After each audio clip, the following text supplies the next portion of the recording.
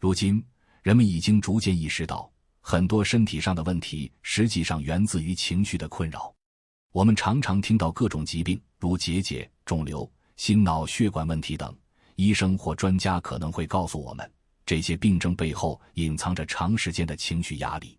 无论是抑郁、焦虑、愤怒还是失望，情绪失衡或负面情绪的积压，都会在身体上留下深刻的痕迹，最终导致各种健康问题。而情绪问题的根源究竟是什么？经过许多心理学和社会学研究的探索，几乎可以断言，情绪问题的源头多半来自于人际关系。我们生活在一个复杂的社会中，与亲人、朋友、同事等的互动不可避免地影响我们的情绪。无论是工作中的压力，还是家庭中的摩擦，或是与朋友之间的误解，都会在潜移默化中影响我们的情绪状态，最终导致身体上的不适。从这个角度看，最好的养生方式实际上并不是去做大量的运动，也不是花费时间和金钱在各种保养品上，而是远离人群，保持一定的独立空间。这一点或许在当今社会显得有些不合时宜，但如果你观察一下那些成功的企业家和名人，你会发现很多人选择了远离喧嚣，过上比较孤独的生活。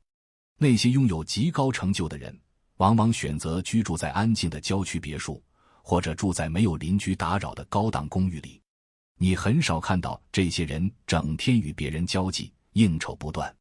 他们享受的是宁静和独立的空间，这种生活方式成为了他们心理和身体健康的保护屏障。如果你去那些高端住宅区走一走，你会发现他们安静的几乎没有人声。你能够感受到一种宁静的氛围，周围的环境也很有品味，住户之间几乎没有什么交集。相比之下，那些低端小区往往是人声鼎沸，热闹非凡，每天都有各种活动，邻里之间的互动频繁，似乎呈现出一种热火朝天的景象。但这背后是否也隐藏着某种不为人知的压力呢？那么为什么会出现这种现象呢？难道是因为富有的人都天生内向，社交恐惧吗？答案显然是否定的。事实上，这种现象的背后有着更深层次的原因。越是那些成就卓越的人，越接近一种内心的自足状态。他们内心强大且独立，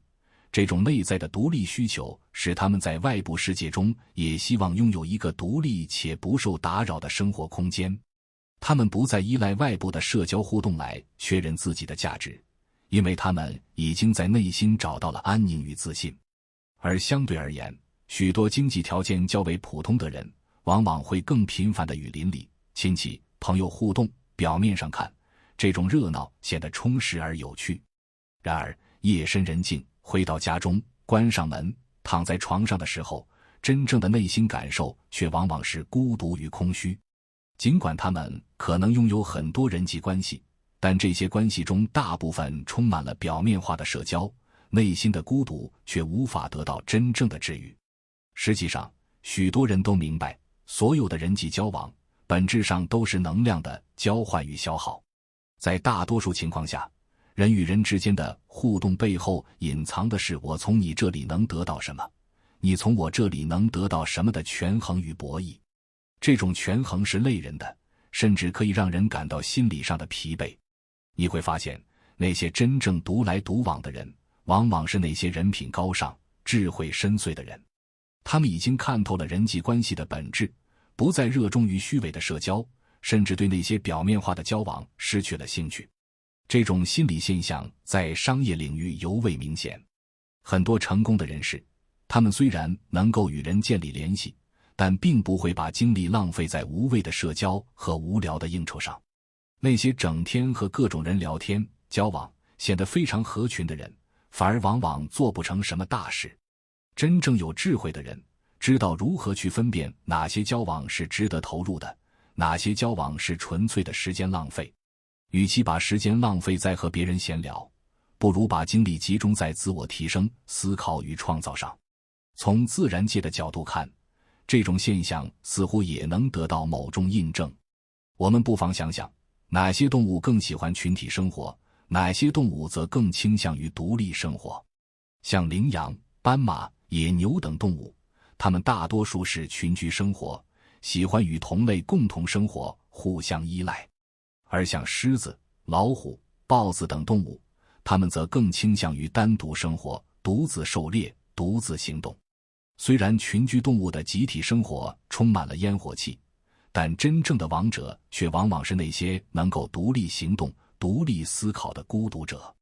因此，若想达到身心的真正健康与平衡，远离那些无谓的社交压力，寻找属于自己的独立空间，是一种值得推崇的生活方式。在现代社会，虽然与人建立良好的社交关系依然重要，但我们更应该学会如何在众多的关系中找到自己的位置，不被外界的喧嚣所扰，不被人际交往的虚伪所迷惑。只有在独立的空间里，我们才能真正做到身心的修养和自我成长。今天先分享到这里，如果对你有帮助，欢迎按赞订阅智慧补丁，超越自我，完善人生。